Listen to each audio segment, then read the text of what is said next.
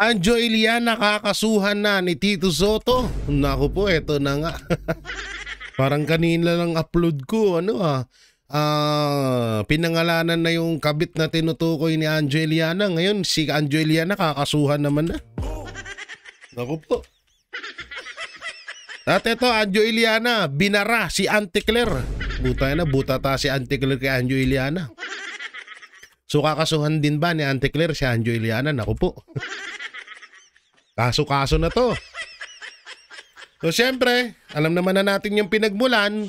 At sa mga hindi nga po pala nakapanood doon sa isang video ko, kanina ko in-upload, 8 a.m., 8:30 a.m., ay nandun po ang issue mapatungkol doon sa kabit ni Tito Soto daw. Daw. Na tiga Canada. Na ito ay may pangalang Ilona. So nandun, panoorin nyo na lang kung gusto nyong panoorin. At dito naman tayo sa pagsasampa ng kaso ni Tito Soto kay Anjo Iliana. Mapatungkol dito sa pasabog at matinding revelasyon dito sa box reveal sa kabit ni Tito Soto. Pero ang talagang ko dito, itong pambabara ni Anjo Iliana kay Auntie Claire. Ito talaga yung hinanap ko dito. O mamaya nyo, papanoorin ho natin mamaya lamang, no?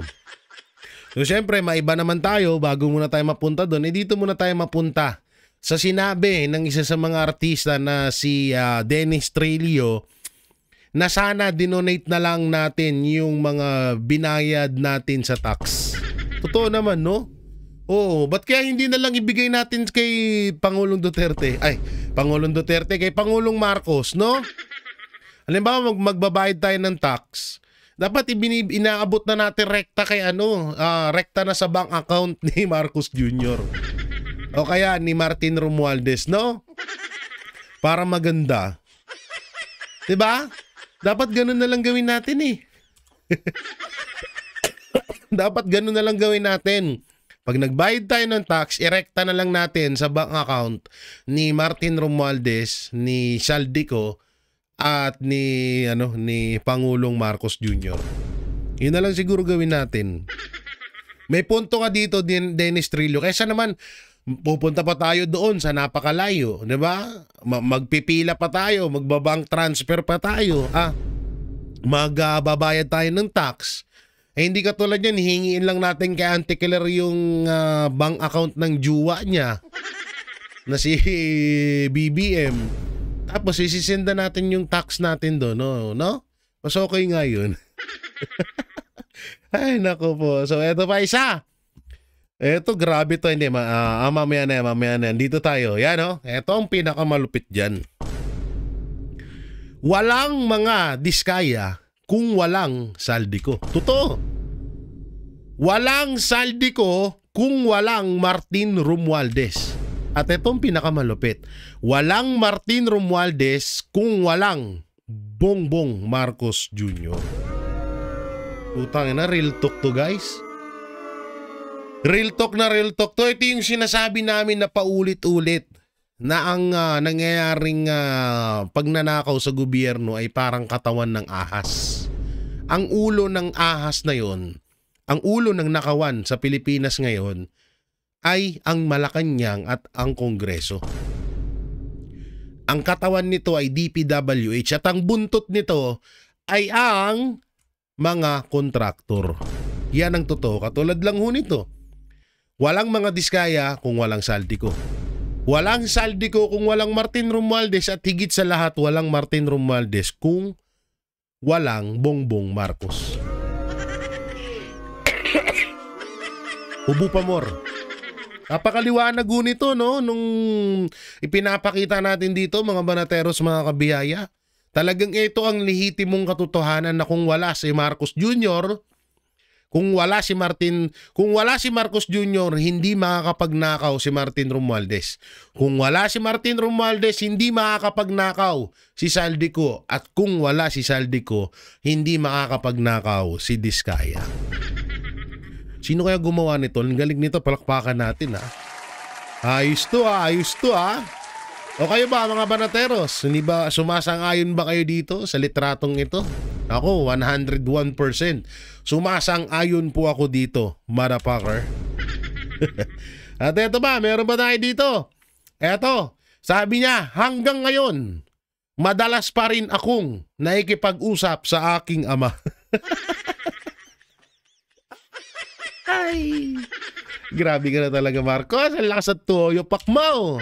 Ang lakas ng toyopak ni Marcos. Nabiruin mo ha. Meron siyang video. Ay, naisin ko ba rito? Wait lang, titignan ko ha. Sana nandito pa sa ano ko. Sana nandito pa sa cellphone ko. Puta na. Guys, tawa ako ng tawa.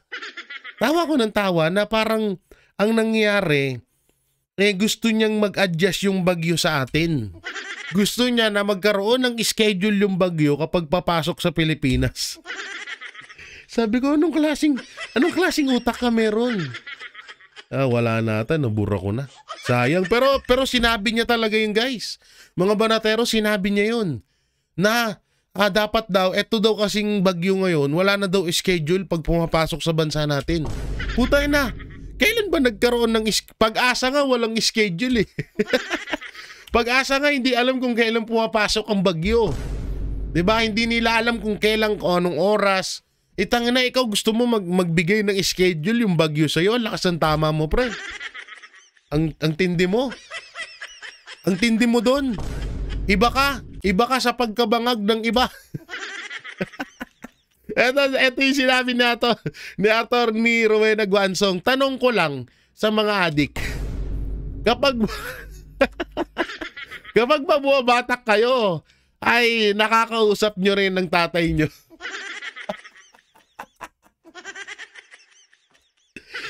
Ay, gago ka talaga, Attorney Rowena Guanson.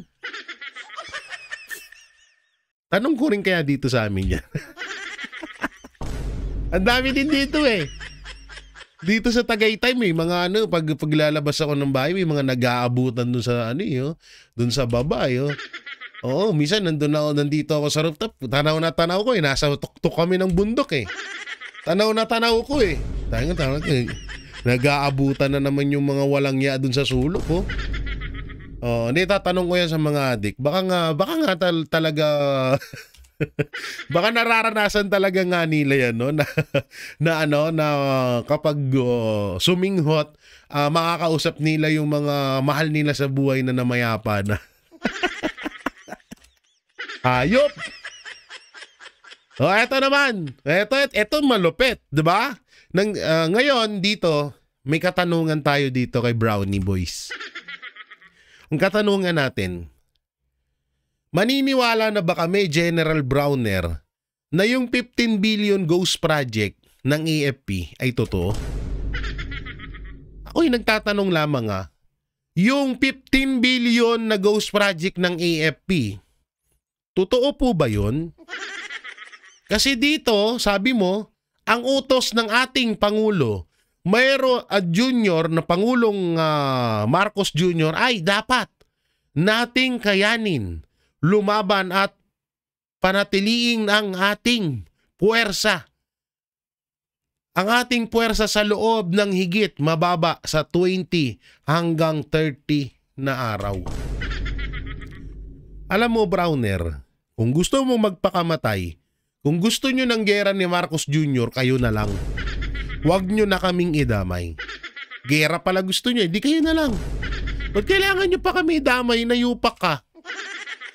Anak ng timang to.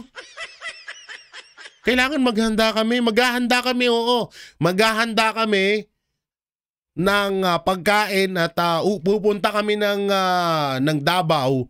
Doon kami maninirahan. Kasi doon, alam namin, safe kami doon. Dito, hindi. Baka nga bombahin ng China tong Luzon eh. Kaya mga kamag-anak ko, nakaprepare na yan doon sa Davao, ha? Oo, nakabili na rin ako ng lupain doon. Wow, lupain. Hindi, doon na lang ako. May kiusap na lang ako kay Pastor sa kay OJC na ampunin na lang kami.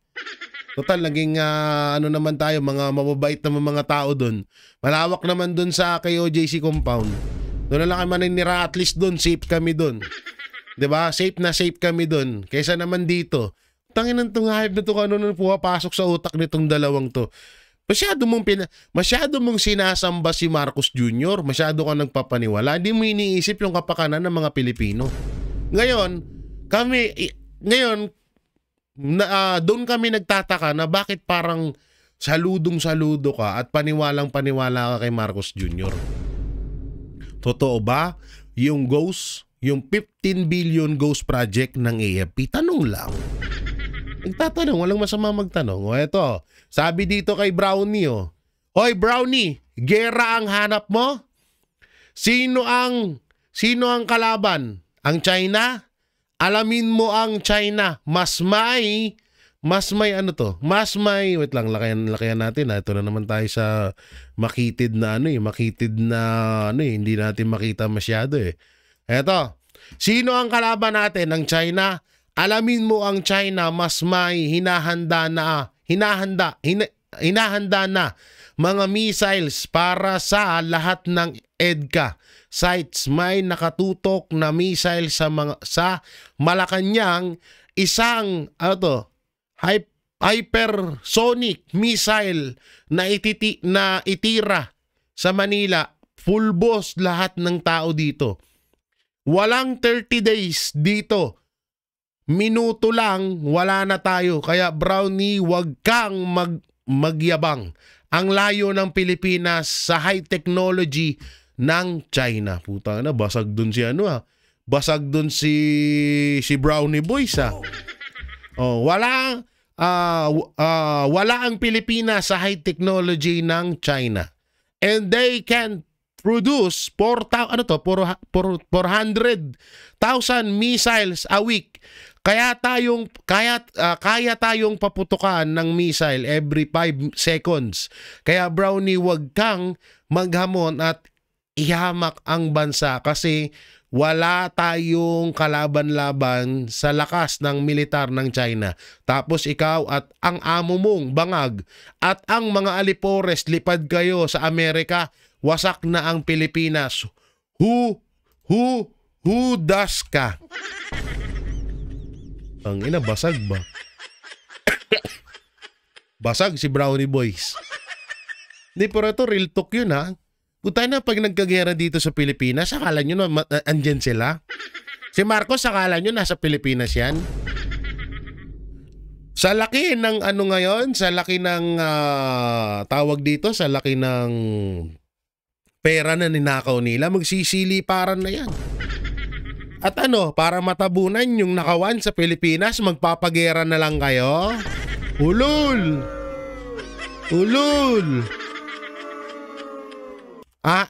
Ihikayatin nyo ang China na maggera ang Pilipinas at China, aasarin nyo ang China para para matabunan nyo yung nakawan dito sa Pilipinas.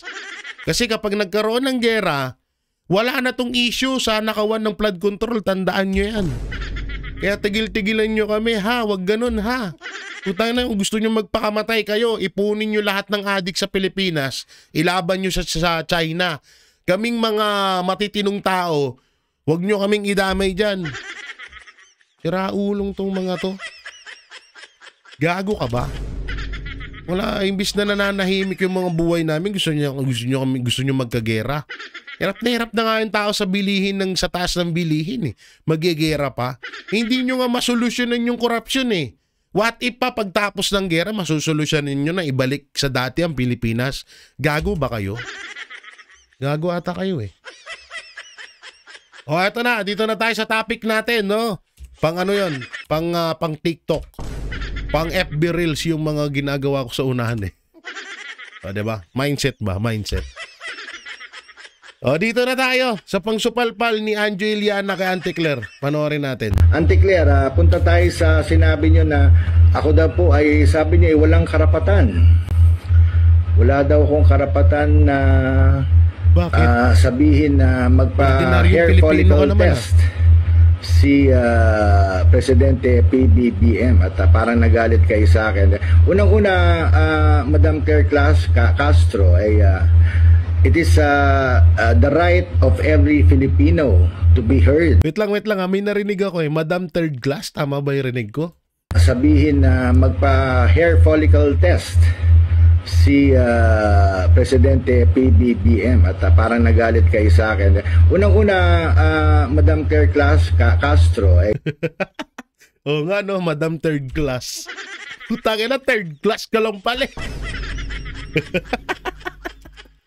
Tama ba ako narinig? Parang yun ang dinig ko Madam third class. Tapos parang nagbulul-bululan lang siya.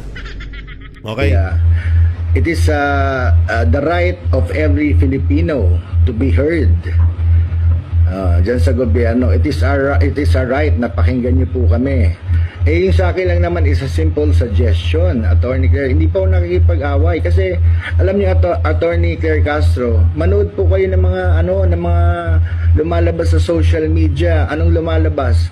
Lumalabas po na ang dami nagsasabi na yan, bangag-bangag daw po ang ating presidente. Bilang ordinary citizen, ako naman po yung nagsuggest lang na gawin niyo na yung hair follicle test para to prove, to disprove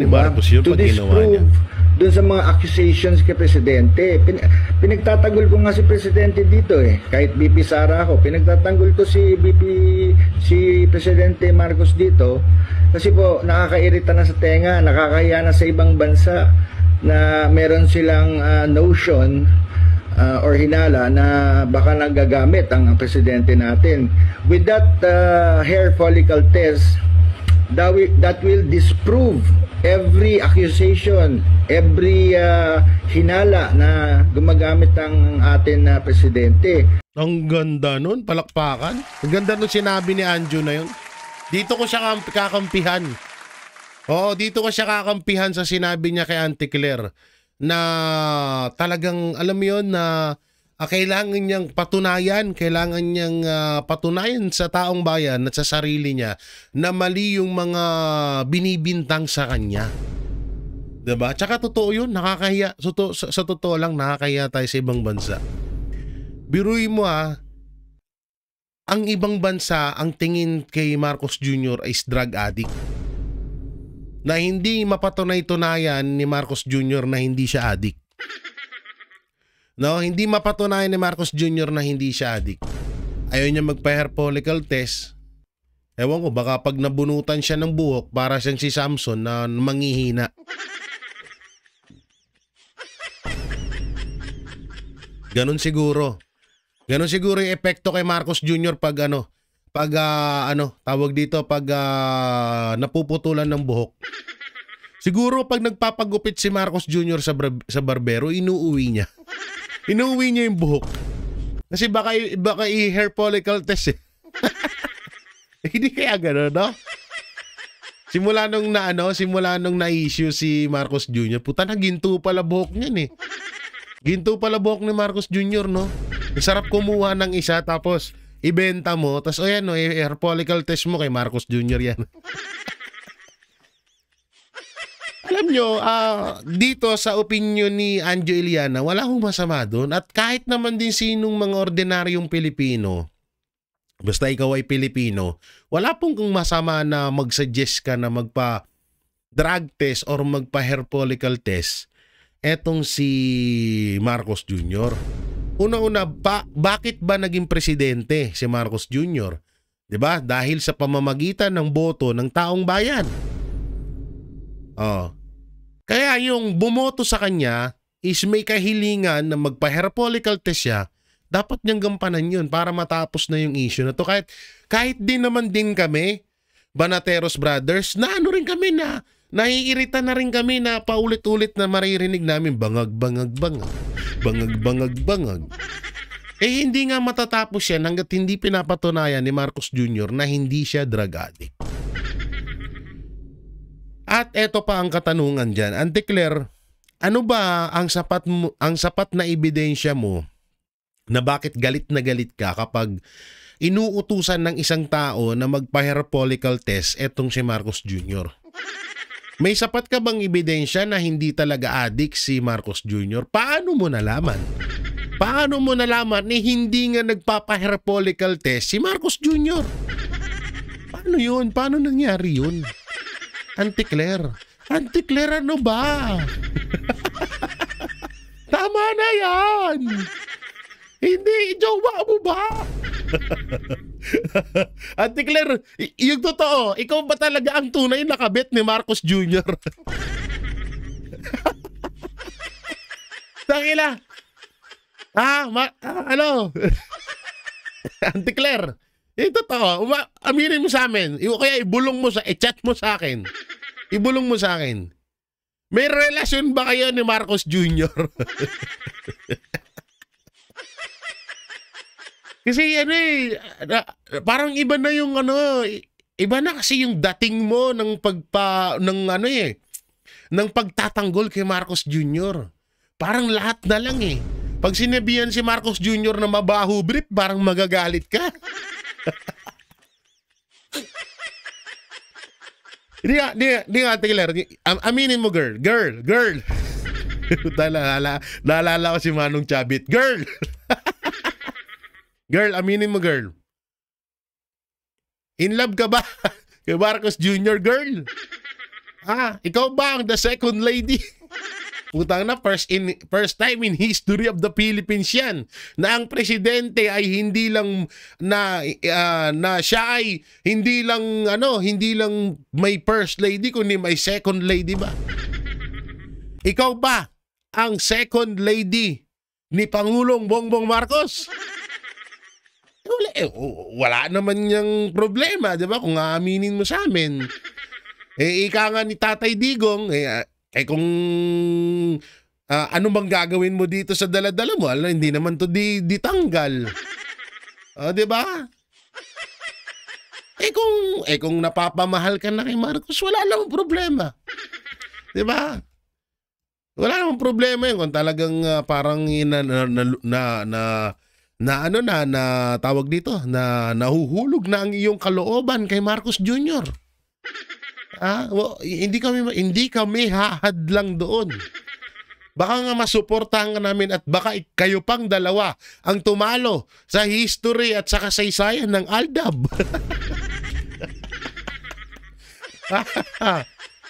Baka talunin nyo pa si Maine Mendoza at Alden Richard sa pagiging popular na naging lab team ng Pilipinas. O baka talagang totoong nakulong si Lisa Araneta Marcos sa Amerika at ikaw na yung ginawang asawa ni Marcos Jr. Di kasi parang ang weird na eh. Di ba? Parang ang weird na ho ng datingan ni Auntie Claire eh. Parang pag sinabihan mong mabaho brief ni Marcos Jr., manggagalit siya. Diba? Iba, Auntie Claire, ikaw Auntie Claire, girl. Girl umayos ka, girl. Ba gusto mo malintian ka kay Ma'am Shitars? Mabad shot ka, girl, ha? Baka mabad shot ka kay Ma'am Shitars, maganon ka, girl, oh.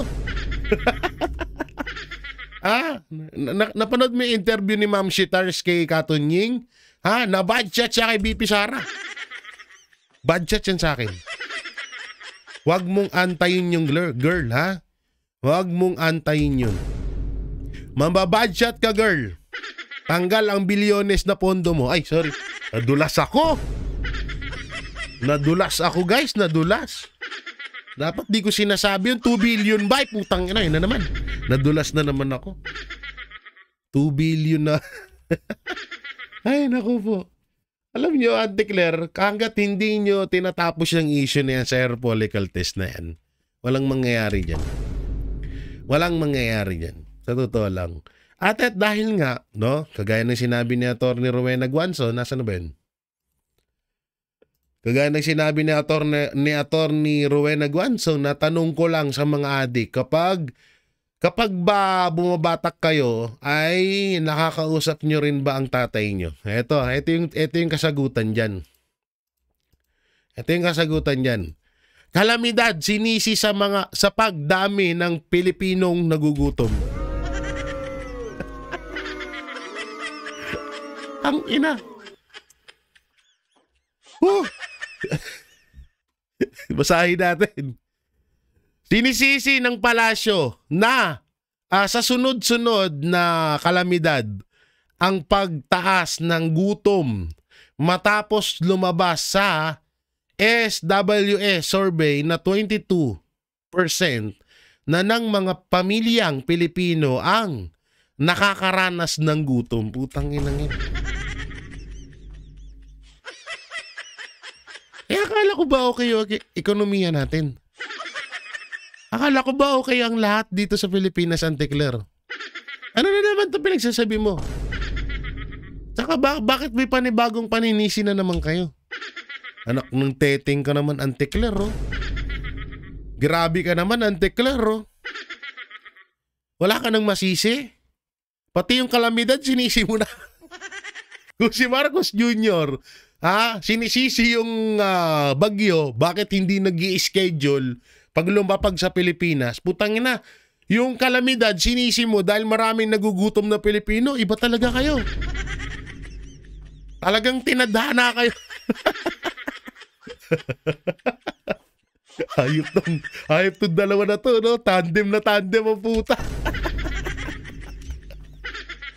Ay, tandem na tandem no? Talagang swak na swak isang utak. Iisang bisyo. Buta na tandem talaga kayo. Bagay talaga kayo na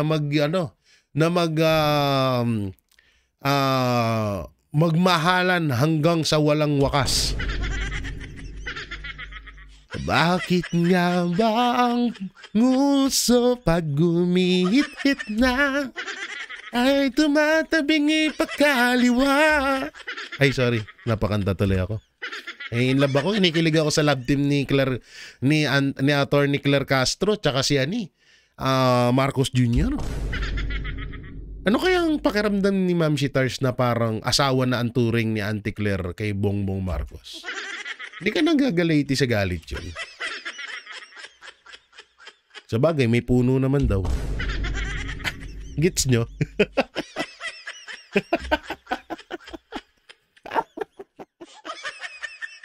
Hindi naman magagalit si Ma'am Shitars. Ma'am Shitars dahil may puno naman. Ay, asan na yun? Asan na yun? Ay, eto. Panoorin natin. Oo, na maaaring makasuhan si Anjo Iliana. Media ang mga pasabong ni dating Eat Bulaga host Anjo Iliana. Mas maganda siguro dito tayo. Yan. So, ano ba ang ginawa ni Anjo Iliana? Ano bang ginawa? Itong si Mr. Iliana ay actually gumamit ng social media. Unang-una lumabas to, nakita ko sa TikTok. Okay. Pagkatapos nag-Facebook live. Okay. Para magbigay ng mga akusasyon na seryosong sumira o sumisira sa kredibilidad ng magkapatid na Tito Soto at Vic Soto. Ha? Wait lang, attorney, mali ka dun. Tito Soto lang ha, hindi sa magkakapatid na Soto. Ang kanyang akusasyon ay may dalawang klase. Dalawang uri ng akusasyon. Ano yun? Yung una, personal. Pribadong akusasyon. Sinabi ni Anjo na si Senator Tito Soto ay may bet ka. May kabit. May mistress. Mula pa nung 2013. Okay. At tinamon pa niya si Soto na ilantad ng girlfriend sa Itbulaga na sinasabi niyang girlfriend din ni Vic Soto. Ha? So, sinabi ba ni Anjo Iliana yan? Na naging jowa din ni Vic Soto ang kabit ni Tito Sen? Sino yun? Si Pia, ano ba yun? Pia Guanyo? Ay, mali. Sino ba yun? Pia? Kasi ang ex lang naman, ang naging jowa lang naman ni Vic Soto sa Itbulaga, si Pauline Luna, di pala, asawa niya pala si Pauline Luna ngayon, si Pia Guanyo. Pia Guanyo ba yun? Ano ang apelido nga nung comment nyo dyan? Baka pati ako makasuhan eh. Pia, basta si Pia. Type nga natin. Hindi ako kontento eh. Type natin. Ex-GF ni GF talaga no. Vic Soto. Tingnan natin. Ex-GF ni ano? Vic Soto. Ito. Sino ba? Ano yan? Pia ano ba yan? Pia Giano. Pia Guanyo nga. Pia. Ito. Oo nga, si Pia Gianyo. Pia Gianyo. Oo, ang ex-wife, ang ex-girlfriend ni ni Vic Soto. Ay, okay. Pia Guanyo have been married for 13 years since 1st October 20. Oh, Pia Guanyo nga. Oo, si Pia Guanyo nga yung ex ni Vic Soto. So, ayun yung ex din ni yung jowa ni Tito Sen. One hole in two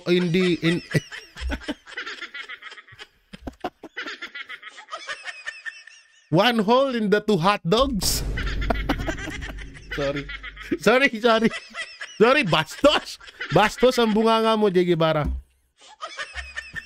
One hole in the two hot dogs. So, lumalabas itong bagong title ng movie yun. Na nag-share ng kanilang girlfriend na nando doon sa loob ng Itbulaga. So, mukhang hindi maganda. So, ano ang ibig sabihin nito? Ano ba? Tagal eh. Paratang ito ng matinding imoralidad at pagtataksil sa asawa. Okay. Aba, binaril pa. Ito ang mga paratang may pagbaril ka pa. Na tumatama. Hindi lang sa mga Soto, kundi pati na rin sa kanilang mga may bahay. Okay. Napaka personal na akusasyon na to. O ngayon, anong may kakaso? Hindi tama yung ginawa ni Anjo dahil parang nasira yung 20 years na samahan ninyo sa Itbulaga, parang binaliwala mo nang dahil sa politika. Okay? So, tingnan natin yung professional na akusasyon. Nang dahil sa politika. Sinabi ni Anjo... Bakit attorney? Attorney kasi itong nire-reaction natin. Si attorney, ano bang pangalan nito? Attorney Bueno. Yan, si attorney Bueno. Bakit attorney? Maliit lang ba ang tingin mo sa usaping politika? Hindi ko kinakampihan si Anjo. Alam kong mali po yun. Alam kong mali yun. Pero yung salitang nang dahil lang sa usaping politika. 20 years ang pinagsamahan nyo, nasira dahil lang sa usaping politika. Bakit? Mababa. Kasi ako napakataas ang tingin ko na kahit sinong kaibigan ko handa kong iwan basta doon ako pumanig sa tama at lalong-lalo na sa usapang politika. Kasi ang usapang politika, isang malaking parte yan ng buong Pilipinas eh. Kwento yan, katotohanan at dangal, prinsipyo, dignidad ng bawat Pilipino sa bansang Pilipinas ang pinag-uusapan pag-usapang politika. At normal na din yan na merong mga magkakaibigan na nagkakaawayan dahil sa politika. No? So, parang ang meaning, parang ang babaw ng tingin mo pagdating sa politika. So, hindi ko kinakampihan si Anjo Iliana. So, tuloy natin. Yan na may sindikato o grupo na gumagawa ng masama sa loob ng Itbulaga. Ano ang ibig sabihin nito? Paratang ito ng katiwalian o kawalang hiyaan. Alam nyo yung about sa sindikato dyan sa Itbulaga, dati pa naman din natin nababalitaan yun eh. Tsaka ito pero hindi ko sinasabing totoo yun. Ang punto ko dito is palagi naman na may mga ganyan na may mga ganyan na issue pagdating sa showbiz. Meron nga ako ito, ikukwento ko sa inyo. Isang host sa Itbulaga na nakausap ko ng personal, hindi ko pa pangalanan, ikukwento ko lang yung etong dating host ng Itbulaga, parang trip siya ng isa sa mga producer ba or ano bang matatawag doon. Basta trip siya nung isang producer or isang head doon sa Itbulaga. Noon pa. trip siyang parang jowain, ganun. Basta trip siyang tikman. So ganun ang kwento. At normal daw na nangyayari yan doon kapag may mga bagong salta na mga featuring artist or artista sa Itbulaga. Parang yung taong yun, manyak daw talaga yun. Talagang ano siya, talagang gusto, parang attractive siya sa may mga bago, may mga bata, ganun. Parang basta may attractive siya sa ganun. Sa madaling salita, manyak siya. Kaso sinita siya nung tatay nung nagkukwento sa akin. Sabi nung tatay, oy, wag ka nang kinabukasan daw, parang pinatigil daw agad siya sa pagiging sa pagpasok niya si Itbulaga. Oy, wag ka nang pumasok dito. Oo. At mukhang mukhang iba ang intention sa ni ganito ni ganyan. Noon pa naman. So, matagal ng mga balita yan. At yan ay naikwento, hindi lang din balita yan, yan ay naikwento sa akin ng personal nung dating host ng Itbulaga. Pero hayaan na natin. Tsaka nangyayari yan sa iba, lalo sa mga, yung mga juding, yung mga baklushi, yung mga baklush na manager. Oo, nangingi ng mga kapalit, apuch. Ay, sorry. Titikman muna yung isang fresh na isang tao na gustong mag-artista. Titikman muna bago isalang sa pag-aarte. Siya muna yung magma-mic check. Oo, yung mga sindikato sa showbiz na dati pa naman yan. Hindi na rin bago yan. Sa trabaho na nagdudulot ng pinsala sa kumpanya. Ito medyo mabigat to na akusasyon. At kung ito ay walang katotohanan, itong si Anjo Iliana ay may kahihinatnan. At mukhang hindi maganda ang kanyang pupuntahan pag sineryoso siya ng kanyang inaakusahan. Ito ang pinakamalaking legal na problema na kanyang pwedeng kaharapin. Ano yun? Dahil ang lahat ng sinabi ni Iliana ay ginawa sa internet, social media, TikTok, Facebook Live. Ang pinakamalaking kaso na maaari niyang harapin ay ang cyber libel sa ilalim ng Republic Act 10175 or Cyber Crime Law. Okay. So ang tanong diyan, bakit cyber libel? Kapag ang paratang mo ay mapanira tulad ng sinasabi mo, may kabit si Tito Sen since 2013 at sinasabi mo may sindikato sa loob ng Itbulaga. So dito ang batas ay nagpapalagay o nagkakaroon ng presumption of malice na meron kang masamang intention dito. So si Anjo Iliana, kailangan mong patunayan ngayon kung sakasakaling ikaw ay kakasuhan itong magkapatid na to, na totoo lahat yung sinasabi mo laban dito kay Tito Soto na siya ay may kabit, na nag-share sila ni Big Soto ng girlfriend at may sindikato sa loob ng Itbulaga. Yan ang napakahirap na depensa mo. Lalo na para sa mga isyong pribado. Paano naman, what if na mapatunayan ni Anjo Iliana yun? May pakita niya na meron talaga, may mga hawak siyang picture, video, katibayan. So ano naman, ang pagkakaalam ko yun ang mahirap kapag ikaw ay nagsampa ng cyber libel sa tao. Wala atang batas na kapag hindi mo napatunayan, pag halimbawa sinampahan ni Tito Soto ng cyber libel si Anjo Iliana at may naipakitang ebidensya si Anjo at nanalo si Anjo, may balik kaya doon sa nagsasampa?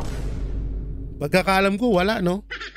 Parang madidismiss lang yung kaso at hindi magkakakaso yung nagsampa ng cyber libel. So yun mga banateros, dito nga ay pinapakita na maaaring at hindi lang si Attorney Bueno nagsabi niyan, kundi marami pa. Meron dito si Fiscal EJ na isang attorney din na pwedeng kaharapin nga ni Anjo Iliana ay cyber libel dito sa issue na pinasabog niya labang kay Tito Sotto. Ang tanong dito, sino si Ilona from Canada? Sabi ni Maharlika ay tinorjak mo sa Canada. Ay, sabi ni Maharlika, hindi ko sinabi yun ha. Ako'y nagtatanong lamang. Chat ko nga kaya si Anjo ina. Sir Anjo, kilala mo ba si Ilona from Canada? Kasi yung vlogger na si Maharlika, sabi niya, yun daw yung kabit ni Tito Sen na tinapalan daw ng pera. Tito Sen, kung halimbawa mapanood mo tong video ko, panoorin mo po yung video ni Maharlika. Oo, sabi niya ho kasi yun daw yung kabit nyo. Naku po, Tito Sen, fake news. Baka mamaya fake news po yun. Ako'y nagtatanong lamang kung totoo po ba yun ha. Mamaya ako naman yung pag-initan nyo. Ay, so kung makakasuhan man si Anjo, kayang-kaya naman ni Anjo sa tagal na naging artista may pera din niya mga yan. No? Pero siguro malamang hindi kakasuhan ng mga Sotto yan. Oo, hindi kakasuhan ng mga Sotto yan.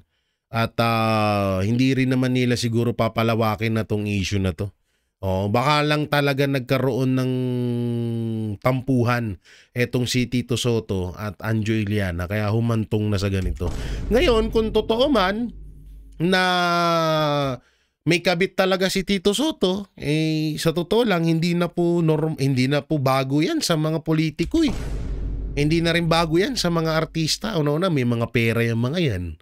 May mga impluensya, malalakas ang kapit, di ba? Malakas ang kapangyarihan sa gobyerno, malakas ang kapangyarihan sa showbiz. Maraming connection. So, hindi lang naman din si Tito Sotto ang may kabit kung totoo man yan ho ha. Halos lahat naman ho ata dyan sa gobyerno may mga kabit-kabit yan. Lalo na yung mga bilyones yung nanakaw sa kaban ng bayan. Puta, ng daming kabit yan. Meron nga akong kilalang senador eh. Ay, sasabihin ko ba to? Wag pala. Wag na pala. Baka mapagalitan ako. Baka mapagalitan ako. Oo. Sabi, oy, gago ka. Huwag mo sinabi. Blind item ba tayo? Pag ba blind, wag na. Baka may magalit eh. Pag nag-blind item tayo eh. Si senador, tumira ng chicks. Ay. Wag na. Ay.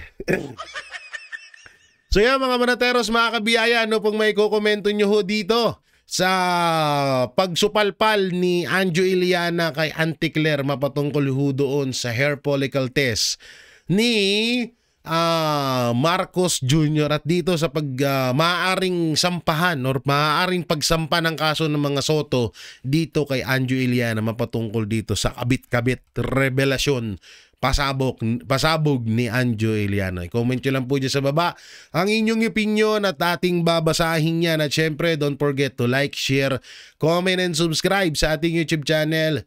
Pakipindot na lang din po yung bell button para lagi kayo updated sa ating mga video araw-araw. At pakidamay na rin yung join button at super thanks natin dyan. At syempre, pakidamay na rin ang mga pagsuporta ang SMNI News, DCAR 1026 at syempre ang buong Banateros Brothers na sila Banat Bay, Coach Oli, Boss Dada, Master Judea, Sir Jack, Paring RJ at ako at ang mga tropa pits natin na sila PH Update and Don Mar TV at yung iba pang mga DDS vlogger. So yun, maraming salamat. Ingat po kayo palagi. God bless and peace and bye-bye. Kabit pa more.